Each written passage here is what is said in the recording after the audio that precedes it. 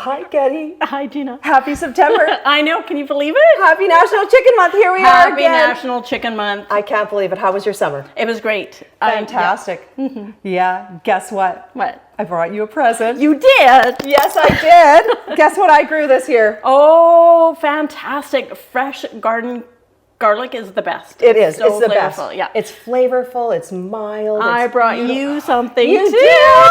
Oh my goodness. Wow. A bouquet of onions. I love it. Yeah. So these are green onions that I grew from little tiny bunches of green onions that I had in the spring from the store. I cut off the little bottom, put them in the soil. Amazing. And they're almost like leeks. They grew. Thank you. I cannot wait to try these. And me. All right, what a great exchange. Well, I am so delighted to be joined here. And I know people have just been jumping on, and a huge thank you to everyone who is joining Getty and I this evening. I'm Gina Sunderland, Food and Consumer Relations Dietitian Specialist with Manitoba Chicken Producers. It's September and it's National Chicken Month, and we have an incredible Facebook Live event for everyone this evening. So thank you, because I know it's a nice warm fall evening out there, so we're thrilled that you're here with us.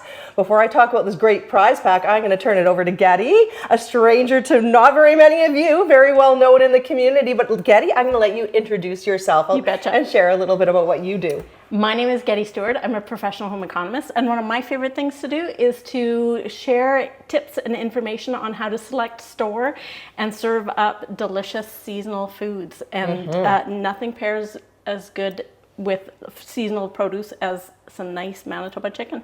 That is so true.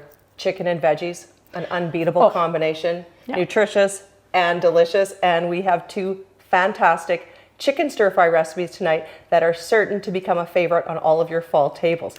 But before we jump into that first recipe, we have a terrific prize pack for all of you just for tuning in, staying with Getty and I through both of our recipes and a couple fantastic behind-the-scenes farm family stories. And just for asking us a question or sharing a comment, you will have access to one of 3 prize packs that include a $100 grocery gift card. That's right. And it will allow you to purchase all of these wonderful ingredients, including that nice local Manitoba chicken, to make these wonderful stir fries. Yeah, so Getty, what is our first recipe? I am just going to jump into the driver's seat here and turn this cooktop on. You've got to help me out here as I talk about this cashew chicken stir fry. It's so nice, the crunch of the cashews and all the colorful vegetables. Now, I like to change things up, and rarely do I make a recipe twice exactly the same. So I'm just like that. Yep. Same, and especially a stir fry, it's so customizable, so versatile that you can use whatever vegetables are in your fridge or in your garden. And so I've swapped out the snap peas with some fresh garden beans because I still had them. And you still have gorgeous garden beans. They are beautiful. Yeah. Oh. I've blanched them a little bit so that they're super duper quick to cook.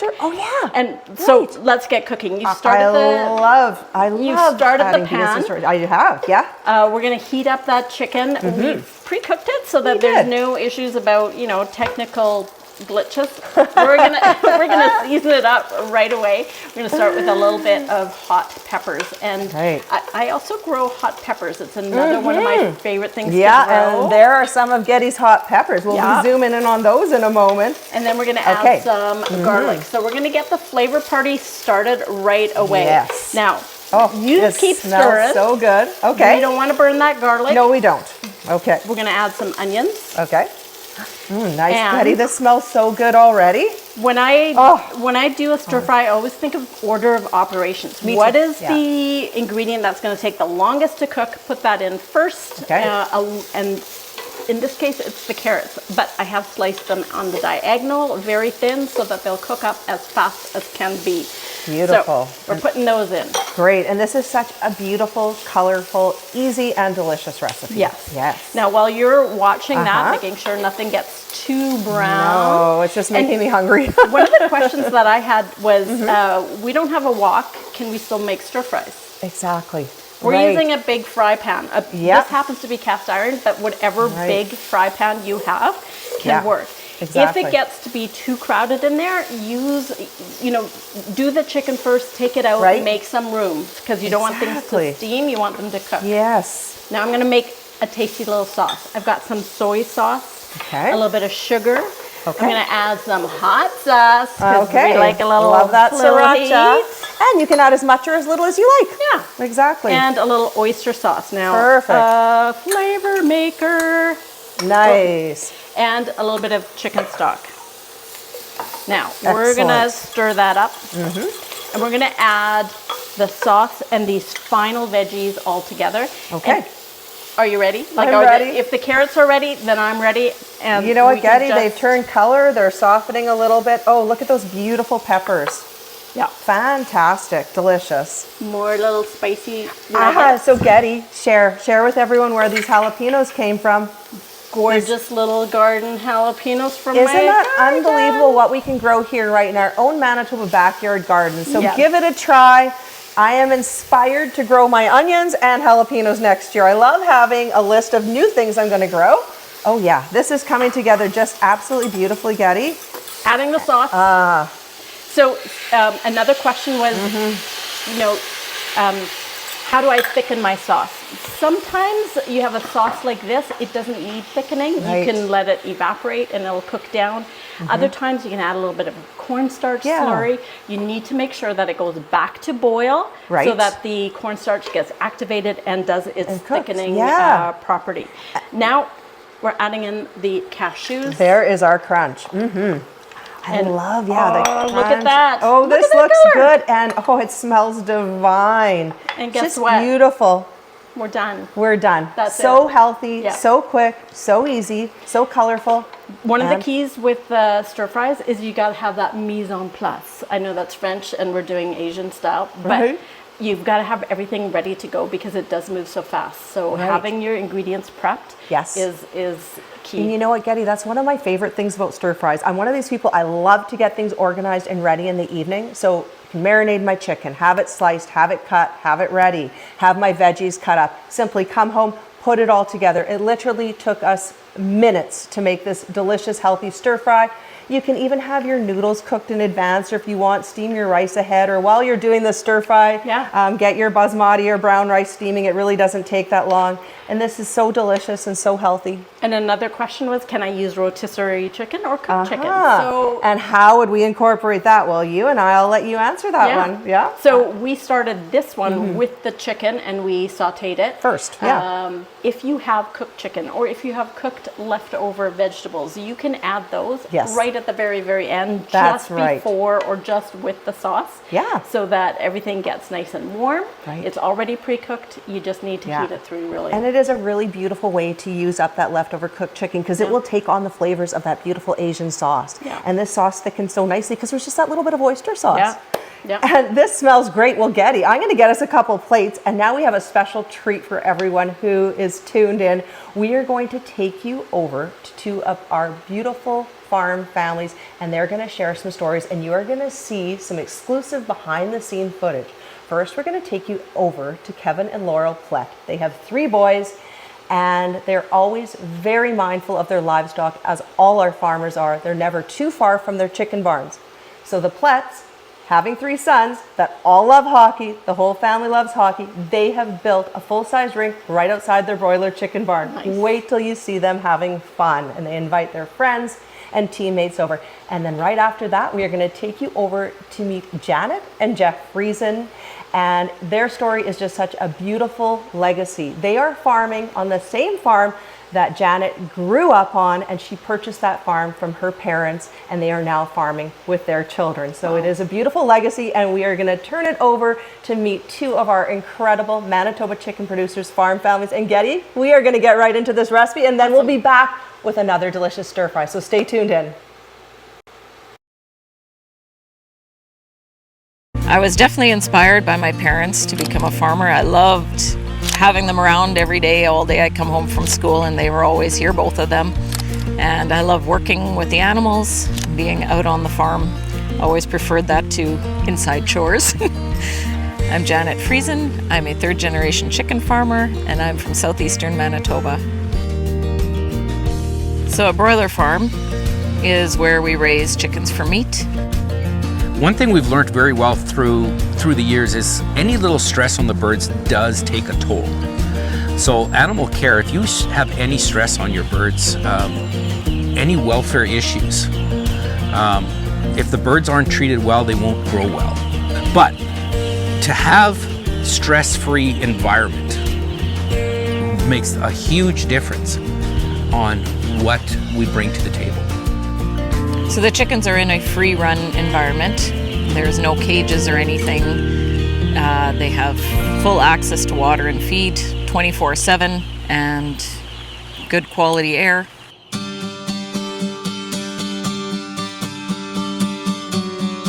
When it's hot and adverse weather, you need to be home. And so when warm weather comes, we're not at the lake and not at the beach. We're here taking care of our birds.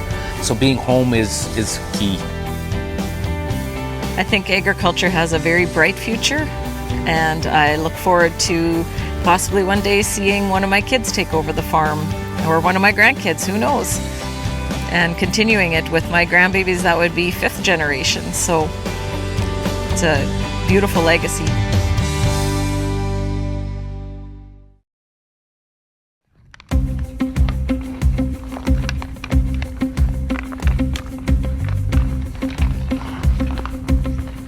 We have 3 boys and they all enjoy playing hockey, so as hockey parents we have helped out in various ways. My name is Kevin. We are chicken farmers in southeastern Manitoba. My husband Kevin and I bought this farm 16 years ago, and we farm with our 3 boys. Being that we're in southern Manitoba, we have quite a bit of temperature swing with outdoor temperatures, and the barns ensure the even temperature for the best growth of the birds. We are able to produce chickens 12 months of the year in Manitoba because we have barns that keep the chickens nice and comfortable, and we can control the temperature, we can control the humidity in the barn because of it. My top priority is to make sure that the birds are comfortable and do my best job for them.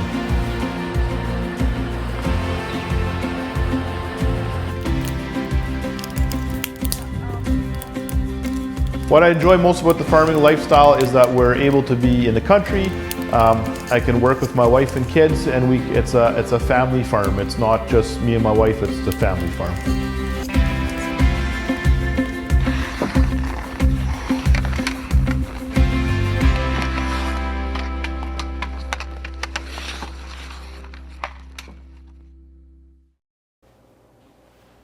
Well, wasn't that beautiful to actually get to see behind the scenes how hard our Manitoba chicken producers, farm families work? And that's what September is all about. It's celebrating all of our farmers across the country. So we have Manitoba chicken producers, but we have farmers across the country, and they're all working hard to ensure that we always have access to fresh local chicken. And I think that was one of your big questions, wasn't it, Getty? Yeah. You know, I talk a lot about seasonal produce. Yes, you do. And then chicken. Is chicken seasonal? And watching videos like that helps explain how we have chicken year round. Yeah, we are so lucky that our farmers can raise chickens inside modern, well-ventilated, clean barns where those chickens, as you can see, always run free, anywhere, everywhere, and always have access to clean water and healthy grain-based feed. So it's just such a great, good news story, and it allows us to have this beautiful, protein-rich, nutritious chicken in our grocery stores. So anytime you go into a local grocery store, you've got that beautiful Manitoba raised, farm family raised chicken. Yeah.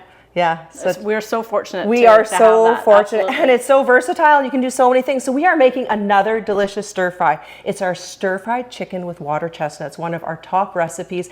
And some of the same ingredients used in your stir fry, Getty, but completely different flavor. And that's the really great thing. You can use all kinds of different veggies, all kinds of different seasonings, all kinds of different flavors. And I just love this recipe. So I'm going to show you how easy this chicken marinade is. So simple. I'm going to get you to stir it up. So we've got a tablespoon of our soy sauce, beautiful Asian flavor, half a teaspoon of cayenne. You can use a little more, you can use a little less, depending on how you like your heat.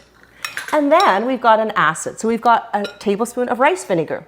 So one of the questions I had come up was, what happens if you marinate chicken too long? Okay, so using an acid like a vinegar, a lemon, a lime, citrus, orange juice, it allows the flavor to penetrate the chicken really quickly. So this recipe calls for marinating the chicken for only 10 minutes. So you get your chicken marinating first, cut up all your other veggies, and then you're ready to go. But again, you can marinate a little bit longer. Right. Yeah, so you can take, with that amount of acid, a tablespoon of rice vinegar. You could marinate that overnight, and I have many times. It Right. turns out great. Because it's great to Right. prep ahead. Yes. And I learned that if you have like just soy sauce as a marinade, or soy sauce and oyster sauce or something, you don't even have to worry at all. You can marinate that for even longer. So, Sure, you could do it overnight. Yeah. And for sure, if you've got a lot of lemon juice, a lot of lime juice, then you might want to minimize the amount of time you'd marinate to maybe up to 7-8 hours, because what it does is it does tenderize the chicken, but it breaks some of the cells, so you lose a little more juice from your chicken. But you can go ahead and make Awesome. this one ahead, and I do that all the time. And so Getty, you and I got this stir fried here and ready so that we can bring this stir fry together really, really quick. So I'm gonna get this fired back up here. So we simply took some marinated chicken and we stir fried it. And now we are going to go ahead and complete this delicious recipe. So Awesome. like Getty said, we add some of our aromatics. So we've got about half a teaspoon of our chili pepper flakes here. Love it. And this recipe has a unique flavor. It's got a teaspoon of coriander, dried coriander, and we just let that sort of sweat itself out. Coriander is the seed of the cilantro plant. Yes, it is. Yes. I know, it's delicious. Yeah. You probably knew that too, but And- it's just fun to And it throw that is in. really a lovely flavor. And this recipe love calls it. for a little fresh cilantro too, so if you Nice. like that. So I'm gonna get you now to add a small chopped red onion. Okay. We're gonna get that going. Oh yeah, delicious. I can smell, that cilantro smell coming through. Okay, and now what I'm going to do is I'm gonna get you to add tomato paste to this recipe. So another Tomato unique paste. ingredient. I'm not used to using tomato paste in a stir fry. No, so but it tell adds me about that. Beautiful flavor, beautiful color. So what we do with that tomato paste is you add that tomato paste, and then I'm gonna get you to add a little bit of water. 3 Okay. tablespoons of water to really thin that out so it coats everything nicely. And then, Getty, I'm gonna turn this down a bit. We got this really rolling. We're gonna add garlic. I'm adding garlic after the onion because we don't want to saute the garlic for too long because it can burn and it can become bitter, and we don't want that. So you asked about the tomato paste. Well, you can see it's adding a beautiful color to this stir fry. It adds a really nice flavor, and I'm gonna share one of my little tomato paste tips in a moment. Nice. Yeah, and so then Getty, we have another tablespoon of soy sauce. Okay. And we have another tablespoon of that fantastic flavorful rice vinegar that's just gonna give a bit of a tang. Okay. Okay, so now we are going to add our remaining ingredients that will cook down very, very quickly. So are you familiar with su choy or Napa cabbage? No, I'm kind of a old-fashioned white head of cabbage kind Or of the girl. Savoy cabbage, yeah. So this is not the crinkly cabbage that we might be familiar with that comes in a tight head. It is this cabbage that looks almost like romaine, but Yeah. it's not. It's beautiful raw in a salad. Really? Delicious. Never tried And it. it is also fantastic stir fried, and it just requires a really quick stir fry. So I'm gonna get you to add that 1 cup of snap peas. First the piece. Uh-huh. Okay. And they go. Boom. In they go. And as soon Done. as these start to turn green, you know they're ready. And I'm gonna get you to add this cabbage. And it cooks down so quick. So All it's right. about half a head of cabbage. If you have a head this size, very healthy when we add cabbage to our diet. And it just wilts down. If you've ever worked with spinach, it's very much like that. Okay, and then Getty, we have our water chestnuts. So a quick, easy time-saving step is to buy already sliced canned water chestnuts. Nice Adds that crunch. beautiful Yeah, crunch, just yeah. like your cashews.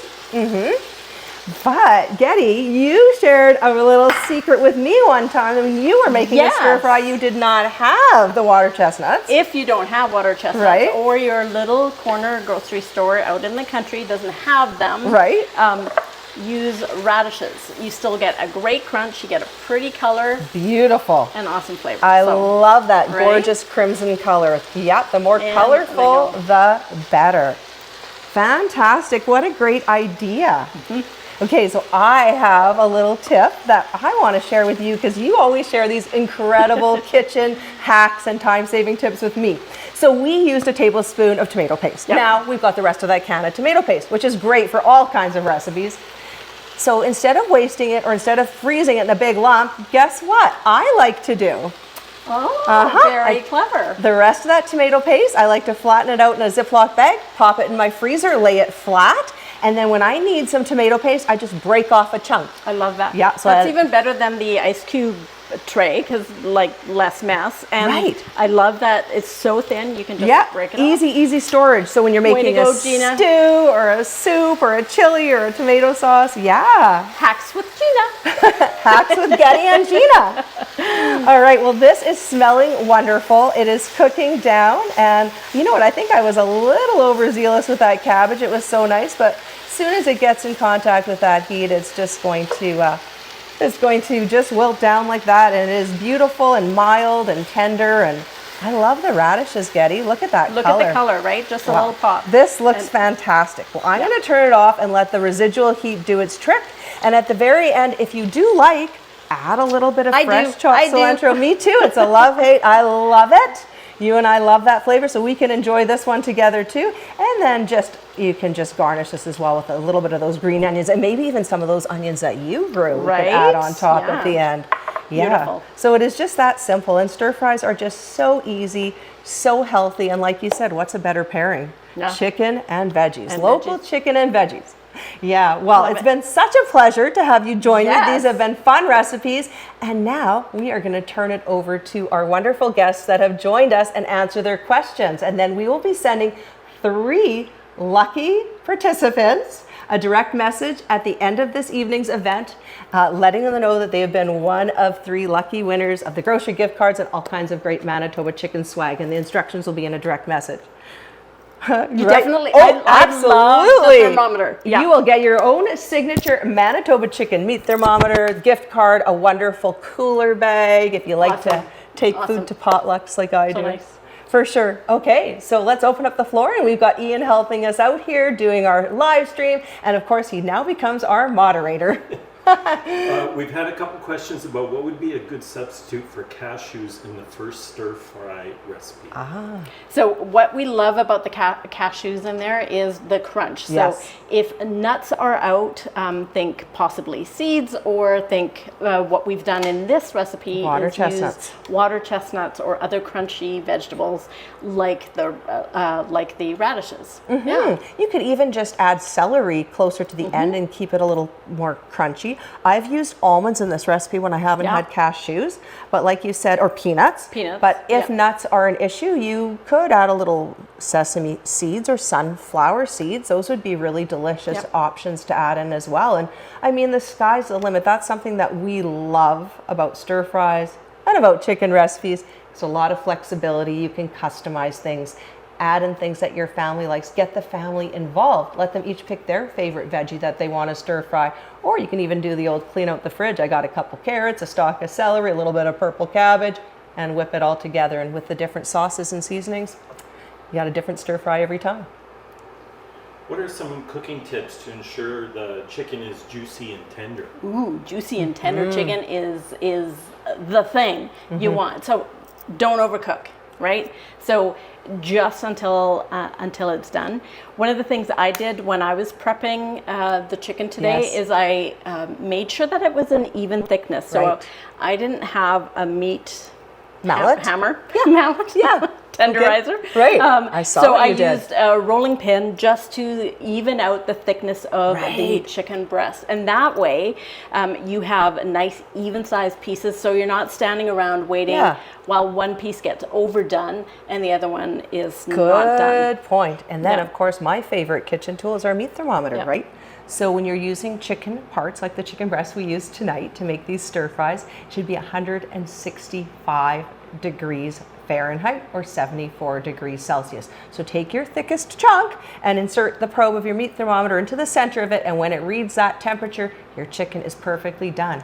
And yeah, and Another option for any of these is use chicken thighs. They have a little bit more fat Yeah. incorporated, and it'll be Very so tender. and juicy. Yeah. And it's really hard to overcook chicken thighs. I find like you really have to go out of your way to get those to be too tough. So. yeah, they're very nice and moist and tender. And a marinade like this, that Yeah. little bit of acid like your rice vinegar goes a long way in tenderizing chicken. You can use lemon or lime if you don't have rice vinegar. It's lovely in a stir fry too. And a tip that you shared earlier is that you can cook the chicken first if you have a smaller pan. take that chicken out, set it aside, stir fry your veggies, add in your marinade or sauce, oyster sauce, whatever other seasonings, and then put that chicken back in at the end and then heat it thoroughly. Bring it right up to that steamy boil again, and therefore you know for sure you haven't overcooked your chicken. Yep. Yeah, great question. Is there a substitute for oyster sauce in the recipe? Oh. Yeah, sometimes I don't have these fancy sauces either. I'm pretty plain cook, but using a little bit of soy sauce and the chicken stock, and then you can add whatever other flavorings you have. So you can double up on some of those sauces. If you have hoisin sauce instead of oyster sauce, It works. that works as well. Bean paste might be another one. But really, you can get away with just customizing with what is in your fridge. And you saw Gina use tomato paste. Yes. So don't just think about your Asian style sauces, think about other sauces in your fridge as well. Yeah. I don't know, what kind of barbecue sauce do you like? Do you have like Add a dab of barbecue sauce. That's a good idea too. Whatever you like. Yeah, something that I do. Most of us have soy sauce. Even if we don't have a bottle, we might have some of those little packets hanging around. You can take your soy sauce, add a little bit of rice vinegar, a little bit of water, a touch of cornstarch for thickening. I like to add a sprinkle of sugar, and that really almost works, and a little bit of dried ginger or fresh ginger, and that is almost exactly sort of that flavor of oyster sauce. Yeah. But any of those other bottled sauces work too, like if you have teriyaki or hoisin, or there's some that are labeled as stir-fried sauces. All of those can be interchanged, really. It's all about personal preference and what you have on hand. Exactly. Yeah, just experiment a little. Yeah, for How sure. long can I keep the stir-fry leftovers in my fridge? Well, once you've prepped something like this, it needs to be in the fridge within 2 hours. We like to store in containers where it's a nice thin layer so it can cool down quickly, and it can be stored in your fridge for up to 3 days. Yeah. So when I'm meal prepping, can I put hot cooked chicken directly in the fridge to cool? You know what? It's going to take a little longer to cool down if it's really hot. There's nothing wrong with doing that at all. It just makes your fridge work a little harder. So it is safe to let it cool down a little bit, as long as that chicken from the time it's finished cooking gets in the fridge in 2 hours. Yeah, it should be safe. Yeah. But yeah, if you're in a hurry and your chicken's hot, hey, we've all done it. It's fine. The fridge just works a little harder, but it is safe. Yeah. So how long can I keep chicken in the freezer? Okay, that depends on the type of chicken. Chicken parts that we're working with today, like the chicken breast or chicken thighs, they can be in your freezer for 6 months. A whole chicken can be a year. Ground chicken can be 3 months. Cooked chicken, 3 months. We have a fantastic little chart on our website. If you go to manitobachicken.ca, click on the Cooking School tab, and we have a wonderful glossary that answers all of these fantastic food safety questions. And you can download your own little chart that will guide you as to how long you can store in the freezer or the fridge your various chicken parts. Those are great questions. So what's the best way to thaw the chicken? Another super question. Yeah, well, definitely you want to thaw that chicken in the fridge overnight. I like to thaw it in a pan that's got an edge, just in case there are any of those juices from when the chicken is thawing. I like to put it on the lowest part of the fridge, just in case there should be a little leak or a spill. But the best way is to plan ahead, pull that chicken out the night ahead, and then when you come home, it'll be perfect to work with. If you're in a hurry, you can use the microwave. It's not as even for thawing, or you can use a cold water bath where you have your chicken in a sealed container or in a Ziploc bag. It can go into an ice bath, and that will help to thaw it a little bit faster. I am totally guilty of thawing in the microwave. Okay. And it's not always perfect. Back to that question about how do you prevent overcooking your chicken. Yes. Don't, if you can. Right. Think ahead, pull it out. Because, the microwave, it can be done. But it sometimes depends on your microwave. Those microwaves say defrost. It's my microwave. I'll set it even a little lower than defrost. Most people don't know, but your microwave will have a setting that's called low power. It'll take a little bit longer, but it won't cook the outside edges and keep the center frozen like a brick. So it's not our favorite way, but it is a safe way. Hey, emergency situation. Emergency. Right? Yes. Yes, indeed. So should I be rinsing my chicken before cooking it? What is with people question. and that washing their chicken? Don't wash your chicken, people. Wash your hands, but don't wash your chicken. Yeah. You simply do not need to wash your chicken. What you need to do is you need to cook it to the proper temperature so that it's food safe. And why you do not want to wash your chicken is because it can actually spread droplets around in your sink, on your counter. It can get onto other things that might be in the drying rack, and it could possibly spread bacteria, and that could make you sick. So you don't want to wash your chicken, and you don't need to. You just need to cook it to the proper temperature. But those are fantastic questions. Well, thank you so much to everyone who tuned in this evening.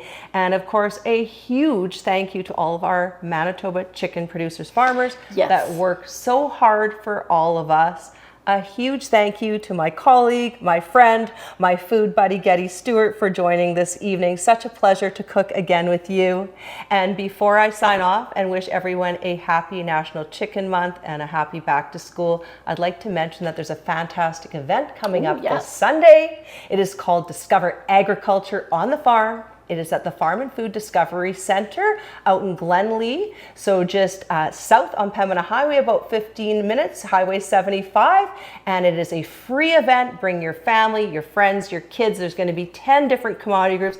I'm going to be out there. Getty's going to come and visit me and visit all the farmers there, but it's a chance to talk directly to some of our Manitoba chicken farmers, pick up some great recipes, see livestock animals. There'll be free food samples. We're going to have great little chicken burger sliders. Oh, it's such a great place, and it's so definitely much fun. Bring the family and plan to spend some time, because so much to look at and always so much fun. So much to learn, and such a great opportunity to ask farmers questions firsthand. So we hope to see you there on Sunday, and a huge thank you to everyone who took time out of their busy fall schedule to join myself and Getty and Manitoba chicken producers. So thank you, everyone. Thanks for coming. Take care. See you soon.